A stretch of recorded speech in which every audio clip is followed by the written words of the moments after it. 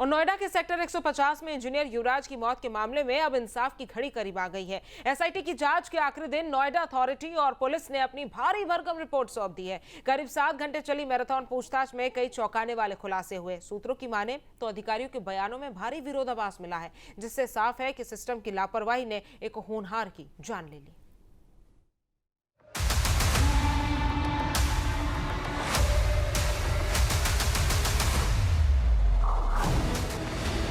शनिवार दोपहर 2 बजे जब एसआईटी की टीम नोएडा प्राधिकरण के दफ्तर पहुंची तो महकमे में हड़कंप मच गया। रात 9 बजे तक चली इस जांच में पुलिस ने 450 पन्ने और अथॉरिटी ने 150 पन्नों का जवाब दाखिल किया, लेकिन इन 600 पन्नों के बीच छिपा है अफसरों का वो झूठ जिसे एसआईटी ने पकड़ लिया है।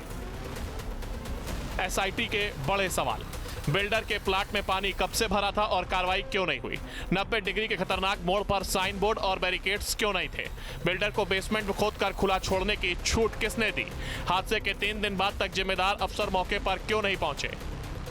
एसआईटी की जांच में सबसे बड़ी खबर यह है कि अधिकारियों ने मौके पर पहुंचने का जो समय बताया वो गलत निकला।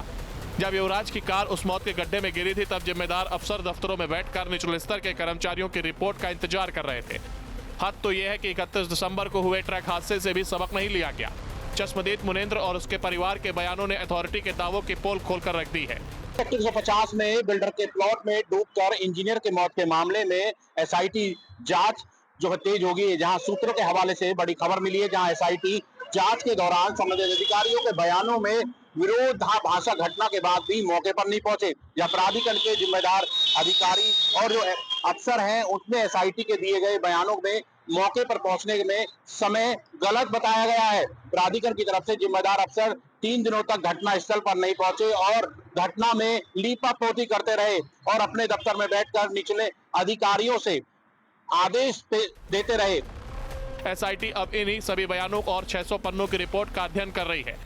साफ है कि अब गाज सिर्फ छोटे कर्मचारियों पर नहीं बल्कि उन रसूखदार अफसरों पर भी गिरेगी जिन्होंने बिल्डर को नियमों की धज्जियां उड़ाने की खुली छूट दी और सीवर का पानी उस प्लाट में भरने दिया जहां आखिरकार युवराज की जल समाधि बन गई। जांच रिपोर्ट में शुक्रवार को 100 से ज्यादा जो बयान दर्ज हुए हैं, जिसमें लापरवाह अफसरों पर बड़ा एक्शन की तैयारी साफ तौर पर नजर आ रही है। जहां टाइमिंग को लेकर जो मैचिंग नहीं मिल पा रही थी, तो कहीं ना कहीं 100 से ज्यादा बयान तो हो चुके हैं, लेकिन अब देखना होगा अब किस किस पर गाज गिरती नजर आती है। हालांकि इस मामले में नोएडा प्राधिकरण के जो सीओ थे उन पर पहले ही कार्रवाई हो चुकी है। युवराज तो वापस नहीं आएगा, लेकिन एसआईटी की इस सख्ती ने नोएडा अथॉरिटी की कार्यशैली पर गंभीर सवाल खड़े कर दिए हैं। देखना होगा कि इस रिपोर्ट के बाद कितने बड़े चेहरों पर कार्रवाई की गाज गिरती है। Team news stay. आपके मोबाइल पर तुरंत आएगी ब्रेकिंग न्यूज। स्क्रीन पर सबसे पहले दिखेगी बड़ी खबर। देश दुनिया की हर खबर एक जगह। अब आपके मोबाइल पर तुरंत फटाफट इंस्टॉल कीजिए न्यूज नेशन ऐप और रखिए खुद को अपडेट।